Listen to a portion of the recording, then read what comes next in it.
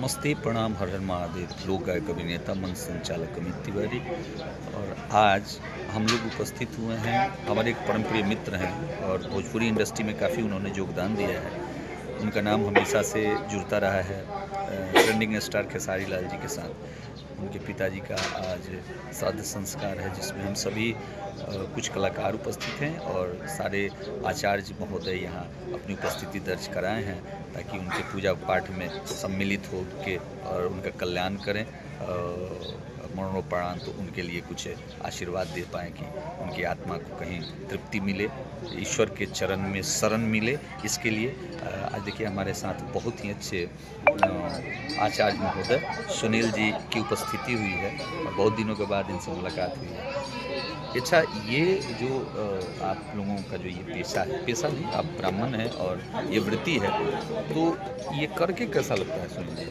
बहुत हम लोग को सुकून मिलता है जी। कि हम लोग अपने वैदिक सनातन धर्म को बचा कर चल रहे हैं और वैदिक सनातन धर्म को हम लोग आगे बढ़ाने के लिए कर रहे हैं, इसलिए हम लोग बहुत आनंदित होते हैं। जी जी। अच्छा, ये चीज़ जो है बिना गुरु का इस प्रकार का ज्ञान नहीं, ब्राह्मण होने के बाद भी ये तो जेनेटिकल गुण है कि ब्राह्मण के परिवार में जन्म लिए हैं, 2-4-10 मंत्र तो ऐसे आएंगे ही, लेकिन कोई ना कोई ऐसा गुरु होगा जिसके माध्यम से आप यहाँ तक सफ़र कर रहे हैं। तो आपके गुरुदेव कौन है, ये मैं जानना चाहूँगा। हम लोग बनारस पढ़े हैं, वाराणसी में आकर हम लोग अपना अध्ययन किए, वहाँ से गुरुकुल में दीक्षा लेने के बाद हम लोग अपना इस कर्म में आए हैं।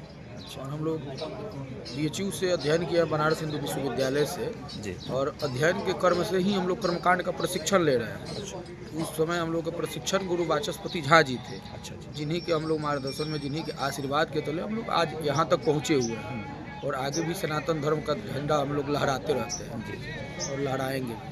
अच्छा, जैसे कहा जाता है कि प्रथम पाठशाला जो है घर है और प्रथम अध्यापक जो है अध्यापिका कहा जाता है। अध्यापक या अध्यापिका की ये माँ होती हैं, लेकिन मंत्र जो है माताजी से तो कम सीखा जाता है। लेकिन क्या पिताजी और दादाजी पहले से इस पेशा में जुड़े थे क्या? जी बिल्कुल बिल्कुल। हम तीसरी पीढ़ी में हम हैं। अच्छा। जो हम कर्मकांड से जुड़े हुए हैं, तो पहले से भी हमको घर से भी मजबूती के साथ हम लोग कर्मकांड का अध्ययन किए हैं और आगे भी हम लोग कोई कठिनाई नहीं हुआ। अच्छा। उसके बाद हम लोग गुरुकुल में अपना एंट्रेंस देकर तब हम लोग उसमें अध्ययन किए।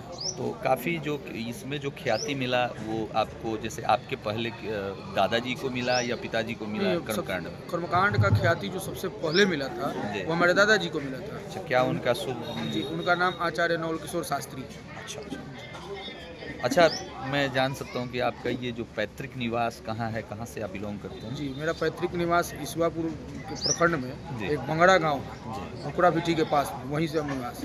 अच्छा अच्छा। तो शिक्षा दीक्षा जो है संस्कृत में ही लिए कि आम नहीं, हम ऐसे भी पढ़े हैं, सिलेबस बिहार सरकार से भी पढ़े हैं जी, जिसमें मैंने ग्रेजुएशन वगैरह भी किया। जी। अभी PhD कर रहे हैं। अच्छा, किस सब्जेक्ट से? साइंस। साइंस से? कौन सी साइंस में, क्या है? बायोलॉजी से। जी, क्या बात है। तो फिर ये तो दोनों लगभग दोनों अलग विषय हो गया जी, कि आप साइंस में बायोलॉजी लिए और इधर कर्मकांड की तरफ आ गए। हम सनातन धर्म को बचाने के लिए मैंने संस्कृत से अपना आचार्य किया, संस्कृत से ही B.Ed मैंने किया, संस्कृत से भी हम PhD के लिए किए थे, लेकिन किसी कारणवश मेरा PhD नहीं हो पाया, तो फिर हम बायोलॉजी से अपना किए, अभी कर रहे हैं। अच्छा, हमारी जो संस्कृति है, भारतवर्ष की जो संस्कृति है, और इसमें जो विद्वान आते हैं, विभिन्न विद्वानों का अपना अपना मत होता है। तो मत जो होता है, इससे ऐसा नहीं होता है कि हमारी संस्कृति को कुछ क्षति पहुंच रहा है विभिन्न मतों से। एक कोई मत नहीं है जिससे हम पीछे की तरफ जा रहे हैं? नहीं, देखिए ऐसी कोई बात नहीं है, लेकिन होता क्या है कि देखिए हम लोग के सनातन धर्म में 18,000 ऋषि महर्षि लोग हैं और सभी महर्षि अपने अनुसार अपना मत दिए, लेकिन सबका मत का एक निचोड़ उन्होंने निर्णय सिंधु बनाया कि हम बोल रहे हैं उसको आप मानिए, लेकिन निर्णय सिंधु जो बोल रहे हैं, हम 18,000 ऋषियों का एक अपना मूल बनाए हैं, उसमें से आप लोग देख के करिए। अच्छा, तो ये एक हर इंसान का एक रोड मैप होता है। रोड मैप आशीर्वाद। भगवान देखिए, चलिए एक अंतिम सवाल पूछते हैं आपसे कि हर इंसान का जो व्यवसाय होता है उसका एक रोड मैप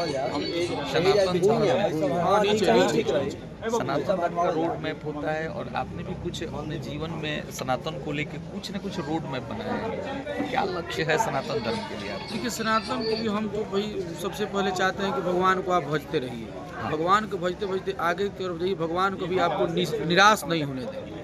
भगवत कीर्तन, माता पिता की सेवा, गुरु का कृपा, सब कुछ करते रहिए तो रोड में अपने आप तैयार होते जाता है कि आप कितने सफलताओं को छूइए। बस केवल अपने गुरु के साथ गद्दारी और माता पिता के भावनाओं के साथ कभी ठेस नहीं पहुँचना।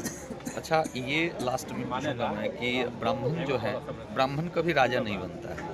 बिल्कुल, हम लोग बनाने के लिए जाने जाते हैं। लेकिन आज की जो परिवेश चल रहा है, आज की जो परिस्थितियां हैं, वो ब्राह्मण होड़ में लगा हुआ है राजा बनने के, राजनीति की तरफ अपना रुख कर रहा है, कहीं ना कहीं सेवा की भावना नहीं होकर राजा बनने की तैयारी में है।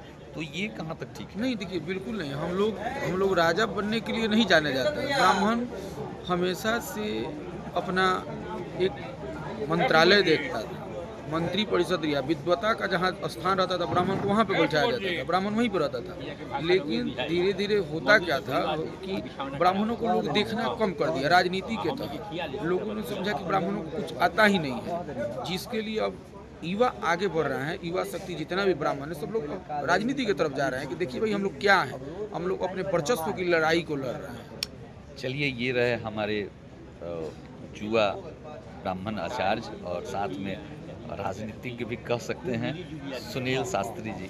आपका बहुत बहुत धन्यवाद, आपने बहुत बहुत नमस्ते।